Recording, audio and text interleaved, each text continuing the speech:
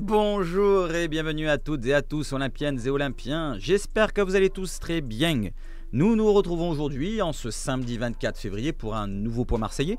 On va aborder encore l'actualité olympienne. Vous l'avez vu normalement, le tirage au sort a eu lieu hier. L'Olympique de Marseille affrontera donc l'équipe qu'on attendait tous, celle de Liga, Villarreal, avec le coach Marcelino qui était du côté de l'OM il n'y a pas si longtemps. On va en parler plus précisément tout à l'heure dans la vidéo. Avant cela, je tenais à souhaiter une bonne fête à tous les modestes. C'est la Saint-Modeste aujourd'hui. Et à la Saint-Modeste, s'il te reste des choux, plante le reste. Ou un truc comme ça. Voilà, je sais pas, j'ai regardé l'expression tout à l'heure. Les amis, aussi ceux qui sont nés le 24 février, bon anniversaire à vous. Si vous êtes nés le 24 février, dites-le dans les commentaires. Et surtout, rajoutez avant de partir dans les commentaires le petit like, le petit abonnement pour la force, pour la chaîne. On continue ensemble. Attention, il faut donner de la force à Seb, hein, sinon, comme vous l'avez dit. Allez, on y va, let's go pour l'introduction.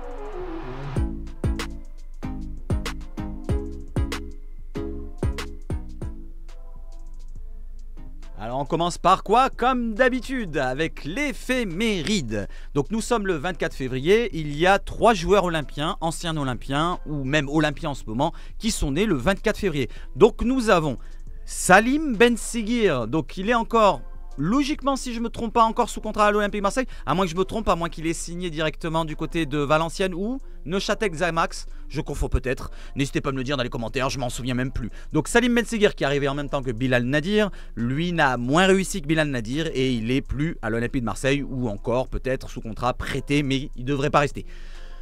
Autre chose, nous avons Momar Bangoura, pardon, excusez-moi, il est passé en 2011 jusqu'à 2015, un joueur né en 1994, donc il a à peine 30 ans, donc aujourd'hui 30 ans, bon anniversaire à toi Momar, et bon anniversaire aussi à Claude Peretti qui a joué dans les années 60, je répète encore, bon anniversaire à toi qui est né le 24 février. Allez, on enchaîne avec quoi les amis? Tout de suite sur l'actualité. Alors, il n'y a pas de mercato, il n'y a pas d'autre chose, donc on va faire une petite transition, actualité. Ma courbe, tu m'énerves. Oh, il m'énerve, je devrais changer cette introduction. Allez, on va tout de suite sur l'introduction les amis, avec l'Olympique de Marseille qui fait partie des 3 seuls clubs qui sont encore invaincus à domicile dans le top 5 européen, toutes compétitions confondues. Donc l'Olympique de Marseille n'a pas perdu dans son antre du Vélodrome, avec Liverpool Anfield Road, je ne sais pas si on le dit comme ça, et le Bayern, son stade c'est le... J'ai oublié. Dans les commentaires, comme d'habitude, répondez-moi, donnez-moi l'information. Donc, les 3 seuls clubs européens qui n'ont pas perdu à domicile, c'est Liverpool, Bayern Leverkusen et l'Olympique de Marseille. 3 clubs qui sont encore en 8e de finale d'Europa League. Et c'est le gros sujet d'aujourd'hui. On va y aller pratiquement tout de suite. On y va, let's go les gars et les amis. Avant d'y aller, on regarde un petit peu ce qui nous apporte cette Europa League. Il nous apporte du pognon les amis. Et oui, grâce à sa qualif en 8e de finale d'Europa League, l'OM a engrangé 1,2 million d'euros de plus. Cette somme s'ajoute avec tout le reste déjà acquis, participation, prime, market poll, soit un total pour le club de près de 13,7 millions d'euros depuis le début de saison. Sporting France pour la source. Voilà, c'est une belle nouvelle, les amis. On a plus de pognon, ça fait plaisir. On pourra payer plus de grands joueurs. Allez, on enchaîne derrière avec autre chose. Concernant un petit avis personnel que je rejoins là-dessus. Écoutez bien, je vais vous lire la chose. Donc, droit au but, c'est un compte Twitter qui est plutôt intéressant et important sur Twitter. Il nous dit: est-ce qu'on va attendre les médias parler d'union nationale derrière l'Olympique de Marseille pour l'indice UEFA de la France? Et oui, parce que l'indice UEFA de la Ligue 1, elle a été plus ou moins sauvée par l'Olympique de Marseille parce que c'est le seul club à s'être qualifié en 8e de finale en Europa League. Il reste aussi en Europa Conference League les Lillois qui affronteront Sturm Graz si je ne me trompe pas, et bien sûr le club de la capitale qui sont en Champions League, qui vont normalement sortir en quart de finale ou en 8e de finale. Voilà, donc l'Olympique de Marseille fait partie des seuls clubs qui amènent beaucoup de points, et grâce à l'Olympique de Marseille, le championnat de France l'année prochaine, ils garderont leurs 4 clubs en Champions League. Voilà, si l'Olympique de Marseille ne ferait pas autant de points, les Pays-Bas seraient peut-être au coude à coude avec nous. Donc bravo à l'Olympique de Marseille, et je ne pense pas que la Ligue 1 va nous récompenser pour ça. Continuez à vous féliciter des éliminations à la tête haute, les beaux perdants et de la fierté éternelle des losers. L'OM c'est différent, nous dit droit au but, et je suis d'accord avec cet avis. N'hésitez pas à me dire si vous êtes d'accord avec cet avis. Alors, concernant le tirage, voilà, je vous l'ai dit en introduction de la vidéo, c'est bien sûr Villarreal qui a été tiré contre l'Olympique de Marseille. Villarreal donc qui se déplacera d'abord du côté du Vélodrome le 7 mars à l'Orange Vélodrome et le match retour se déroulera une semaine plus tard, donc le jeudi 14 mars. Les horaires 21 h pour le match au Vélodrome le 7 mars et 18 h 45 pour le 14 mars en Espagne au stade du Sous-Marin Jaune. L'OM affrontera donc le club de Marcelino.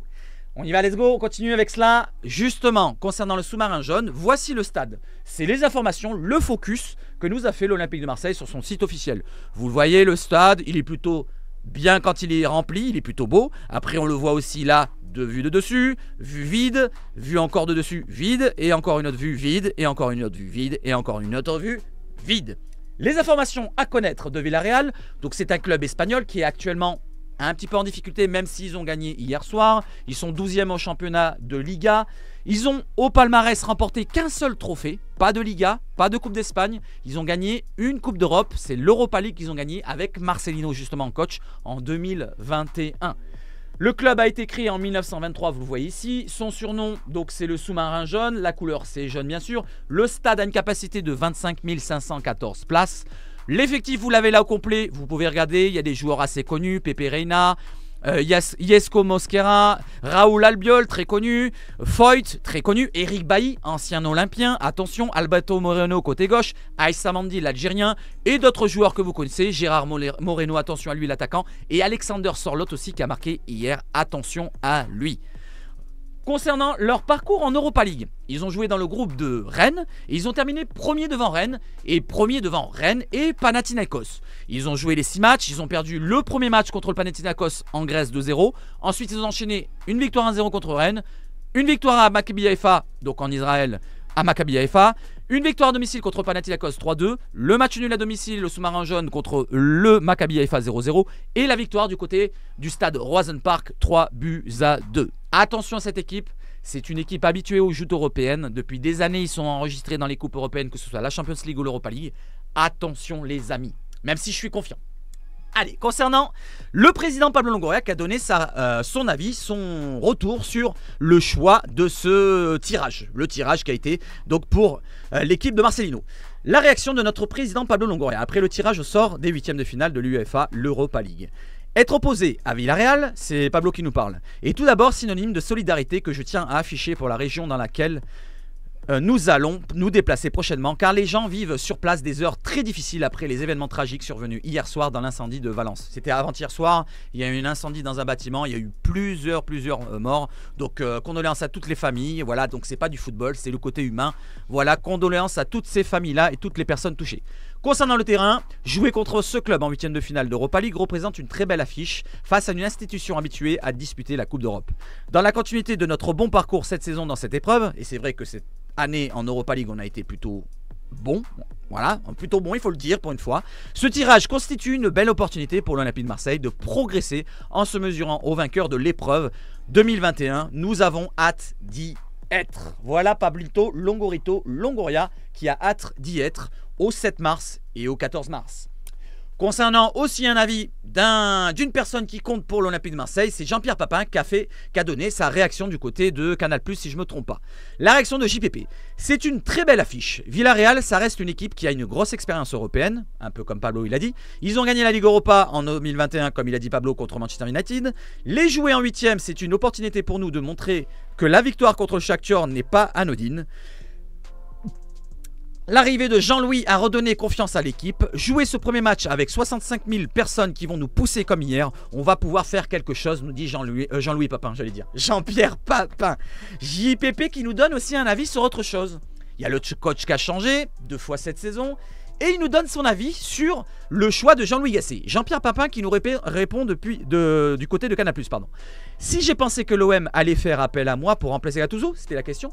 Non, pas du tout. Le choix des dirigeants est très bon car Gasset a une expérience assez incroyable. Il l'a prouvé hier en ramenant ce morceau de confiance.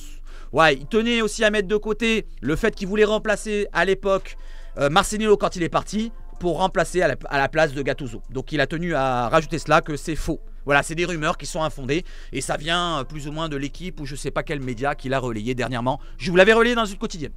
Allez, on enchaîne avec quoi les amis? Maintenant avec Le coach qu'on est et tous du côté de l'OM, c'est Marcelino qui est parti, comme je vous l'ai dit hier, la queue entre les jambes. Après la réunion des supporters le 18 septembre, il est parti le lendemain sans vraiment laisser de message, sans rien du tout, comme s'il prenait son sac et son baluchon et il est parti comme ça en courant. Voilà, il a eu peur, je ne sais de quoi, peut-être d'un fantôme.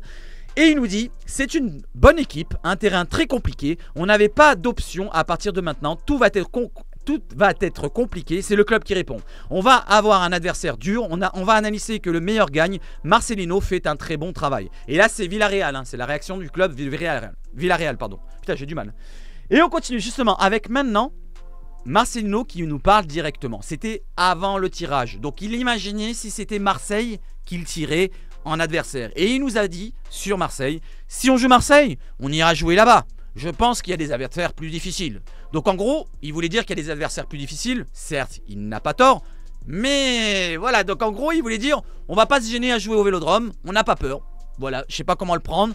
Ça se rajoute un petit peu à toutes les petites critiques qu'il avait rajoutées avant par le passé. Comme celle-ci que je vous montre maintenant. C'était sur l'équipe il y a quelques mois. Marcelino nous avait dit à l'époque, j'ai été entraîneur pendant 20 ans et j'ai gagné 2 titres. Pendant ce temps-là, l'OM a gagné 0 titre, alors que c'est faux. Pendant les 20 années qu'il a entraîné, l'OM a gagné avec les années Papin, n'oublions pas. Voilà, donc ça fait quand même pas mal de titres si on prend que Papin. Deschamps, excusez-moi. Les années Deschamps, le titre de Ligue 1 en 2010, avec les Coupes de Ligue à répétition à 3 fois, la Coupe Intertoto en 2005-2006. Donc ça fait beaucoup de trophées finalement, plus qu'au 0. Donc Marcelino, tu t'es trompé totalement. Et j'espère qu'on fermera ta petite bouche de petit Marcel au Vélodrome et là-bas chez toi. Les amis, est-ce que vous êtes confiants pour cette rencontre, les amis? N'hésitez pas à me dire. Autre chose, Eric Dimeco qui nous parle aussi de ce tirage au sort. Il nous dit, j'espère que Gasset va rappeler aux joueurs que Marcelino est parti en courant du jour au lendemain et sans leur dire au revoir. Quand tu joues au haut niveau, tu cherches des leviers et ça, c'en est un. Ça serait une humiliation d'être éliminé par Villarreal, nous dit Eric Dimeco. Et je suis pas loin d'être d'accord. Voilà, donc le coach, il nous a éliminés en Ligue des Champions parce que c'était lui qui était contre le Pana. Donc on s'est fait éliminer à cause de lui et à cause des joueurs aussi. Et là maintenant il va être contre nous et il va peut-être nous éliminer cet enfoiré. 5 mois plus tard il nous élimine. Donc ça serait vraiment une humiliation. En plus avoir dit des choses comme ça à la presse juste après être parti. Pas qu'une fois, hein, 2 fois, 3 fois il a dit dans la presse hein, qu'il a plus ou moins, pas insulté mais il a critiqué plus ou moins quoi l'OM. Donc ça, faut pas que ça passe. Il faut que Gasset retienne ces choses. Il va chercher l'équipe, il la met sur le tableau comme faisait à l'époque Papin ou les autres anciens dirigeants, les anciens dirigeants des années passées. Et il le met sur le tableau, il dit, regardez ce qu'il a dit sur l'OM. Il faudrait au bout d'un moment lui répondre à ce coach de pacotille. Voilà les amis. Allez, on va arrêter avec cette rencontre-là. On va parler du match d'hier. Donc Villarreal qui s'est imposé hier soir 3-1 contre l'équipe qui affronte les Puputes, contre Real Sociedad. Du côté de Sociedad, 3-1 pour le compte de la 26e journée de Liga. Donc il y a le buteur, c'est le milieu de terrain, je ne sais plus comment il s'appelle. Et il y a Sorloth qui a marqué, qui est rentré en fin de match. Voilà, ils ont fait un petit peu un turnover, il manquait quelques joueurs, mais ils ont quand même gagné. Alors ils ont un style de jeu qui ressemble au style de jeu qu'on avait quand il était à l'OM. C'est-à-dire, il laisse un petit peu la possession à l'adversaire et derrière il essaye d'être efficace avec des joueurs efficaces. Et là, ils ont été très très efficaces. Hein. Je crois que c'est 3 tirs cadrés, 3 buts pour Villarreal. C'est très impressionnant. Et après, c'était 30% de possession face au Real Sociedad. Voilà les amis, on peut se juger sur cela, mais on verra, on fera un point quand on sera en avant-match, les amigos. Autre chose pour terminer sur l'OM contre Villarreal, les phases de vente sont ouvertes. Voilà, vous pouvez le retrouver sur le site de l'Olympique de Marseille officiel. Voilà, je vous laisse lire de vous-même de chez vous. N'hésitez pas à aller sur le site de l'OM officiel. Allez, maintenant on change de domaine. On va sur quoi? On reste sur l'actu, mais on va sur la Ligue 1 les amis. Hier, il y a eu une journée qui a commencé, la 23e, et Lyon, que vous voyez ici, a gagné du côté de Metz 2-1. Ils enchaînent leur 4e victoire consécutive et ils reviennent qu'à 2 points de l'Olympique de Marseille.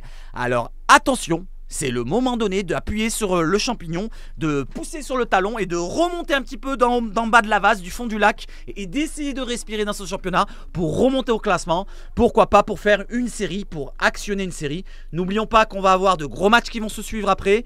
Là on enchaîne avec Marseille-Montpellier, Clermont-Marseille, Marseille-Nantes, c'est des matchs abordables. C'est ceux-là qu'il faut gagner absolument. Donc c'est 3 matchs qui suivent là pour la 23e, 24e et 25e journée. Il faut les gagner.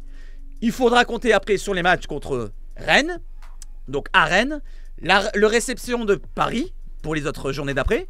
Le déplacement à Lille et la réception de Nice. Vous voyez les 4 enchaînements qu'on a juste après? Donc c'est à ce moment qu'il faut faire une série. C'est les 3 matchs qui arrivent là. Il faut enchaîner avec 3 victoires consécutives et être bien quand on va aller du côté de Rennes. On peut gagner à Rennes, je dis pas qu'on va perdre à Rennes, mais il faut être bien en arrivant à Rennes. Gagner pourquoi pas à Rennes. Et après on verra contre Paris ce qu'il adviendra, si on sera en pleine forme. Et eux s'ils seront en dessous, quand ils seront éliminés de la Champions League. Voilà les amis, pour le petit point pour la Ligue 1. Et justement pour la Ligue 1, on a des dates qui ont été figées du côté de la Ligue. Avec la 25e journée, donc la réception de Nantes, je viens d'en parler, le 10 mars à 20h45. Donc ça passera sur Amazon Prime les amis. Les amis, je serai normalement là, si je me trompe pas. À moins que... Bon peut-être, on verra. Voilà pour la première programmation. Deuxième programmation, le match contre Rennes pour la 26e journée en Ligue 1 toujours. La réception de l'Olympique de Marseille par Rennes se déroulera dimanche encore. Mais cette fois, ça sera à 17h05 les amis. Ça sera pas le soir à 20h45, pas le match Prime comme Amazon Prime. Et cette fois, c'est sur Canal Plus Foot. Pour ceux qui n'ont pas Canal, voilà, je serai peut-être en direct moi de mon côté. Je ne sais pas si je travaille, mais on verra. Je vous mettrai le planning comme d'habitude. Autre match qui est programmé, c'est bien sûr les matchs d'Europa League. Je vous en ai parlé tout à l'heure, je ne l'ai pas mis là, mais c'est pas grave, on le sait. Donc c'est jeudi, alors je reviens en arrière, je crois que c'est jeudi 7 ou jeudi 4. Jeudi 7 mars à 21h pour le match au Vélodrome et jeudi 14 mars à 18h45 du côté de l'Espagne. Allez, on va sur quoi les amis? On enchaîne, on va sur le match de Montpellier. En l'absence de Jonathan Klaus, suspendu, et d'Amir Muriot encore blessé, toujours indisponible, Jean-Louis Gasset pourrait miser sur Quentin Merlin ou Luis Garcia à droite. Voilà, c'est particulier, on n'en avait pas parlé pendant le live d'hier. Donc pourquoi pas rester sur le 3-5-2, mais en mettant soit Quentin Merlin à droite, soit Luis Garcia à droite, et Luis Garcia à gauche, Quentin Merlin à droite, ou vice versa. Vous voyez ce que je veux dire? Contre Montpellier, ou bien revenir provisoirement à une défense à 4. On pourrait aussi revenir à une défense à 4. Il y a une autre option aussi que je vais vous montrer maintenant. Regardez, c'est dans mon live hier. On en a parlé un petit peu. Il est où? Il est là. Voilà, vous l'avez là. Pendant le live, la commu a mis cette petite compo. Après, on avait une autre idée aussi, c'était de mettre Ismail Assar en piston droit pour remplacer Klaus. Là, cette fois, on a mis Chancel Mbemba, qui pourrait pourquoi pas dépanner à ce poste-là. Où on a aussi l'idée de Meïté, pourquoi pas? On n'a pas pensé. Et la Provence, justement, la Provence d'aujourd'hui en parle. Ils ont dit, pourquoi pas penser à Meïté à la place de Mbemba, là, sur le poste que vous voyez, et Mbemba en défense à 3. N'hésitez pas à me dire si vous préférez celle-là. Vous préférez passer à 4 contre Montpellier. C'est demain quand même le match, ça va très très vite. Ou alors, comme l'idée de l'équipe, de mettre un gaucher à droite. Là, j'ai mis Garcia, mais ça peut être Merlin. Voyez un petit peu comment ça fait la compo. Si on met un piston gauche qui est gaucher à Merlin et un piston droite qui est gaucher encore Garcia à droite, ou alors vice versa, comme vous voulez. Et n'hésitez pas à me dire, imaginons on part sur cette formation-là. Après, je parle pas des attaquants. On peut mettre NDI, on peut mettre ce que vous voulez, mais je parle pas des autres postes.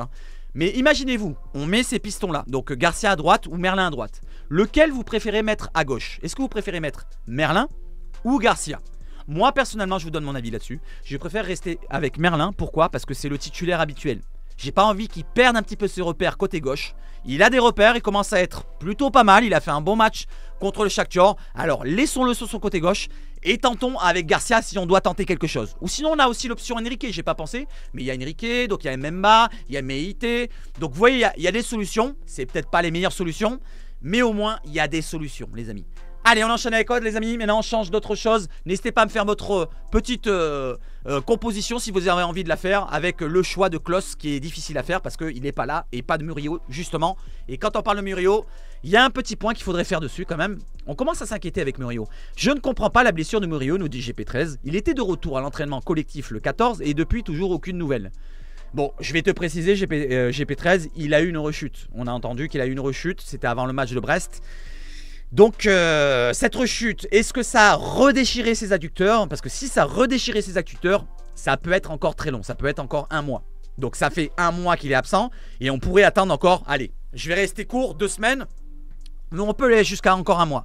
Donc peut-être cette blessure est peut-être plus grave qu'on ne le pense. Et peut-être que le fait d'avoir mis Klaus en vente, est-ce qu'on ne pouvait pas penser aussi qu'on voulait avoir un autre latéral droit pour remplacer aussi Murillo? Peut-être qu'aussi on avait le choix de prendre un autre latéral droit, on aurait pu remplacer Murillo. Voilà, je sais pas si on peut le penser comme ça, mais voilà, c'est peut-être une mauvaise idée que j'ai, mais n'hésitez pas à me le dire. Voilà, donc Murillo, il faut essayer de comprendre un petit peu ce qu'il en est, mais pour l'instant, c'est vrai qu'on n'a pas beaucoup de retour du club. J'aimerais bien qu'on ait du retour, les amis. Donc que ce soit les médias ou d'autres choses, on aimerait avoir un retour sur Murillo pour savoir où ça en est. Voilà, sachant que Rongier, on le sait plus ou moins, qu'il va revenir en début mars, mais lui, on ne le sait pas. On ne le sait pas. C'est un remplaçant, certes, mais on ne le sait pas. On aimerait bien le savoir. Voilà les amis, on va passer à autre chose. Un petit dossier sur Pablo Longoria. Ça c'était il y a quelques heures avant cela. Pablo Longoria est pour l'instant à l'OM et il est bien là, comme je vous l'ai dit dernièrement. Il fait déjà des plans pour l'année prochaine et étudie aussi la possibilité d'un nouveau centre d'entraînement. Voilà, donc là, il pense à des travaux sur le centre d'entraînement. Donc le centre Robert Louis Dreyfus, selon Loïc Tanzi. Je crois que c'est l'équipe Loïc Tanzi. Autre chose les amis, concernant les jeunes, justement le centre de formation, concernant les jeunes qui joueront demain pour la Coupe Gambardella contre Le Mans. Ça se déroulera donc au stade du Mans où il y a 25 000 places. Donc 7 000 personnes ont déjà trouvé leur place pour le match. On compte sur vous les Marseillais pour s'y rendre. Il y a la billetterie qui est déjà ouverte. Vous pouvez aller sur Twitter et il y a le lien qui est ici. Voilà, donc vous cliquez dessus et vous allez vous acheter les places. Ça vous envoie ici, comme ça, pour acheter les places. Donc comme vous voyez, le match se déroulera donc demain, dimanche, à 14 h. Logiquement, il devrait être diffusé gratuitement, soit sur le compte OM officiel de Twitch, ou soit sur la chaîne YouTube de FFF, si vous pouvez le trouver. Voilà les amis, maintenant on va passer sur autre chose. Alors, c'est une surprise pour moi. Donc j'ai un article qui est apparu, et c'est mon article qui est apparu du côté de la Provence. Alors je vous montre ça vite fait. Voilà, je vous mens pas, regardez, il y a marqué Sébastien, 42 ans, habitant de Saint-Laurent-du-Var. Alors c'est le l'hebdo 1899, hein. C'est pas la Provence même, mais c'est le magazine qui tient de la Provence. Et ils ont publié mon petit message que je leur ai envoyé. Je crois que c'était juste avant que Gattuso parte, ou après, je sais plus exactement quand c'est que je l'ai posté. En tout cas c'était soit samedi soir dans la nuit après avoir lu le journal, ou soit dimanche soir après avoir lu, mais la semaine dernière. Alors ils nous disent, c'est moi qui le dis, c'est moi qui ai écrit ce message, ce petit article. Comme la base d'un château de cartes que l'on aurait posé de travers. Et c'est le titre de mon article. Une des premières erreurs que j'ai tout de suite vues, c'est une gestion estivale complètement foirée. Et je vous en ai parlé plein de fois dans les lives. Comment tu peux faire l'erreur de reprendre le chemin de l'entraînement le même jour que des clubs comme Reims, Nice, Montpellier, Monaco, Toulouse, Strasbourg et autres Lorient?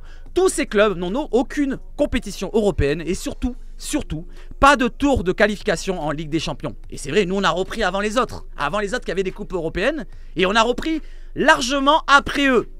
Ajoutez à cela l'arrivée tardive de Marcelino, un coach à la vision et aux idées de jeu complètement aux antipodes de Tudor, un recrutement réalisé au compte-gouttes et tardif, avec encore des manques dans les couloirs, et oui le côté gauche on l'avait pas doublé par exemple, ne pas oublier aussi, j'allais oublier les ailiers aussi, ne pas oublier, parce qu'il n'y avait pas d'ailier, finalement on n'a pris que Sarr. Ne pas oublier les mauvaises utilisations d'un Under qui était encore là lors du match aller contre le Pana. L'utilisation du Pape Gay lors des matchs de pré-saison alors qu'on savait qu'il allait être suspendu. Sans compter les départs de joueurs qu'on pouvait considérer comme cadres. Sanchez, Under, Kolasinac, etc. J'ai pas rajouté Payet, mais c'était un cadre parmi les cadres.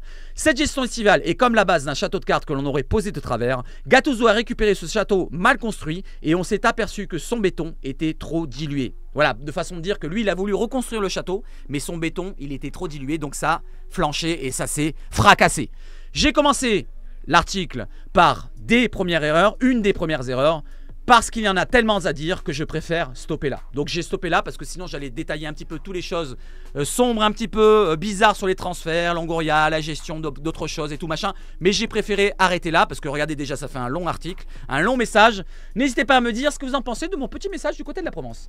Justement du côté de la Provence, on a les mamies de l'OM. Les mamies ont l'OM dans le sang plutôt. À l'Estac, les deux sœurs Lucienne, je crois qu'elle s'appelle, oui, 102 ans. Elles ont 102 ans et Jeannette 97 ans, pardon. Talonne ne manque Talonne, c'est leur nom. Talonne ne manque jamais un match de l'OM à la télé. Elle les débriefe ensuite avec leur neveu de 87 ans, Jeannot. Donc c'est le neveu qui est à droite avec les lunettes de soleil. Et leur petit neveu, je pense que c'est le petit neveu, Maxence, 22 ans. Voilà, c'est une famille qui suit l'OM de génération en génération. C'est important de le souligner et on voit les posters qui sont mis dans le 1899 magazine. Autre chose, concernant le magazine, cette fois c'est de la Provence. Le milieu de terrain Bouba Kamara, vous savez qu'il est blessé au genou, il va être absent pendant plusieurs mois, 6 à 8 mois, et il a été opéré ce vendredi. Le milieu de terrain âgé de 24 ans s'est blessé le 11 février au cours du match de Première Ligue contre Manchester United. Le milieu de terrain français a été opéré à Lyon d'une rupture du ligament croisé antérieur du genou droit, a appris l'AFP ce vendredi de source médicale. Il devrait être éloigné de la compétition pendant environ 8 mois et manquera l'Euro, voilà notamment. Voilà, on va lui souhaiter bon courage, je ne vais pas lire tout l'article, mais bon courage à toi Bouba Kamara, c'était juste pour vous signaler qu'il a été opéré avec succès. Autre chose pour terminer la vidéo, autre chose qui n'a rien à voir, quoique oui, ça a à voir avec l'OM. Faut-il supprimer la VAR? Ça commence à en discuter et il y a plusieurs présidents qui discutent de cela, notamment celui de Brest qui voudrait carrément le supprimer. Voilà, il voudrait carrément le supprimer officiellement, la VAR. Le VAR, pardon. Qu'est-ce que vous en pensez, vous? Est-ce que vous pensez qu'on doit supprimer le VAR? N'oublions pas ce qui s'est passé dernièrement avec les arbitres anonymes qui ont relayé des informations comme quoi il y avait de la tricherie dans l'arbitrage concernant les arbitres qui sont protégés. Voilà, par exemple, ceux qui sont à la VAR, ils voient qu'il y a un hors-jeu ou qu'il y a un penalty. Si l'arbitre c'est Turpin, je vous donne un exemple. Si l'arbitre c'est sur Turpin, c'est un arbitre important de Ligue 1 qui n'a pas vu la faute, derrière on va pas lui dire « Oh, tu as oublié la faute ». Non, non, ils vont le protéger, ils vont rien dire. Voilà, on peut penser cela les amis, que c'est de la tricherie. Et ben oui, c'est de la tricherie. Et moi je serais d'avis de un petit peu remodeler tout cela, de remettre des personnes plus sérieuses concernant la VAR si on veut la laisser. Autre chose, il y avait aussi les micros, ils en parlent là-dedans, donc ça concerne pas la VAR, mais c'est l'arbitrage. Voilà les amis, on a réagi à cela la dernière fois et on va terminer sur la vidéo. Voilà, on va terminer sur la vidéo qui a été plutôt assez courte aujourd'hui. N'hésitez pas à me dire ce que vous en pensez de la vidéo, une petite note, un petit like, un petit abonnement. Villefut Chisabach Foot, on se retrouve demain pour l'avant-match face à Montpellier. Donc je vous ferai ma compo, je verrai les compos, les possibles compos qui sont mis dans les médias. Voilà les amis, n'hésitez pas à réagir à tous les dossiers, tous les sujets que j'ai abordés. Villefut Chisabach Foot. Et surtout, allez Gassé, force à toi quand même. Allez les joueurs maintenant, on va être derrière eux pour les prochains matchs. On va essayer d'enchaîner une série. Malgré que bon, on est un petit peu énervé envers eux. Voilà, je suis toujours énervé. Hein. C'est pas parce qu'on a gagné que je vais être heureux à 100%. Non, je vous l'ai dit dans les lives. Pour ceux qui me suivent à 100%, vous savez mon état d'esprit. C'est pas parce que vous me suivez pas dans les lives et que vous voyez dans les vidéos que je suis heureux que je suis toujours heureux. Non, j'ai peut-être oublié de vous dire que je suis toujours énervé. Mais là je le dis, je suis toujours énervé au fond de moi. Voilà, on attend un petit peu, c'est juste un petit plaisir qu'on a pris sur le match du Shakhtar. On s'est qualifié, maintenant il faut être derrière l'OM. Contre le Villarreal, il faudra être derrière l'OM. Contre Montpellier, il faudra être derrière l'OM. Contre Clermont, il faudra être derrière l'OM. Contre Nantes, il faudra être derrière l'OM. Contre les Puputes, il faudra être derrière l'OM. Contre toutes les équipes, les amis. Soyons derrière l'OM. Villefut Chisabach Foot. Et surtout, allez l'eau. La petite feuille, allez l'OM. Allez, ciao les amis. Bonne journée à vous. Bis.